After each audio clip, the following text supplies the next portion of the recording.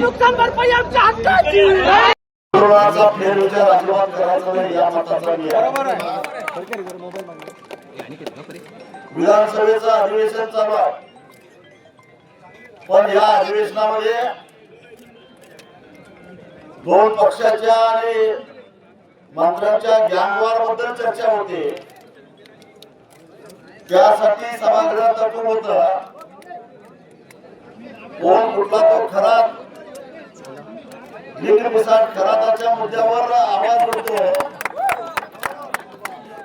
पण 50 वर्षामध्ये पहिल्यांदा काहीतरी सरकारकडे मागायला आलेल्या या कोकणातल्या शेतकऱ्यांकडे मात्र दुर्लक्ष केलं जातं.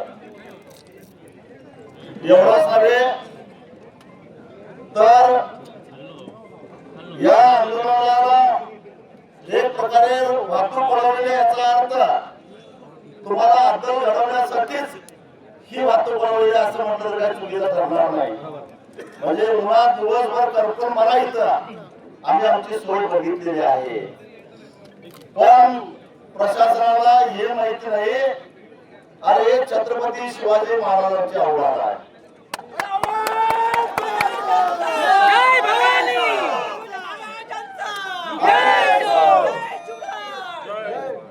छत्रपती शिवाजी महाराजांचे मावळे आहोत. कात्रजचा घाट कसा दाखवायचा आम्हाला चांगलं माहिती आहे, आणि शाहीर देवराची बोट कशी छाटायची हेही चांगलं आम्हाला माहिती आहे. तेव्हा जर तुम्ही दिवसभर इथंच तळपत राहा, आम्ही तुमच्या आंदोलनाची दखल घेणार नाही असं जर तुम्हाला वाटत असेल तर याला अपेक्षित नसलेला झटका आम्ही कधी देऊ शकतो हे कधी लक्षात ठेवावा. 35 वर्ष तेच केलेलं आहे.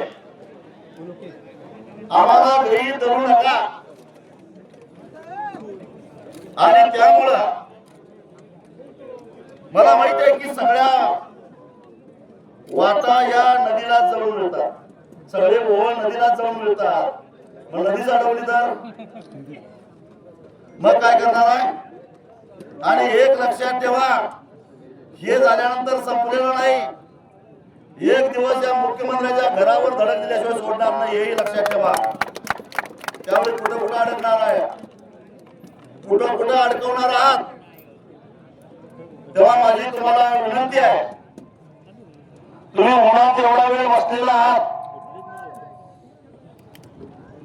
अजून बसायची तयारी आहे. पण महात्मा गांधींनी आपल्याला सविनय कायदेभंग शिकवलेला आहे. सविनय कायदेभंग याचा अर्थ काय? सविनय कायदेभंग याचा अर्थ असा होतो की विनम्रपणानं नम्रपणानं कायदा मोडायचा, कायदा तोडायचा आणि सरकारची एक प्रकारे अडवणूक करायची, याचा अर्थ सविनय कायदेभंग. आम्ही तेच करायला इथं आलेलो आहोत.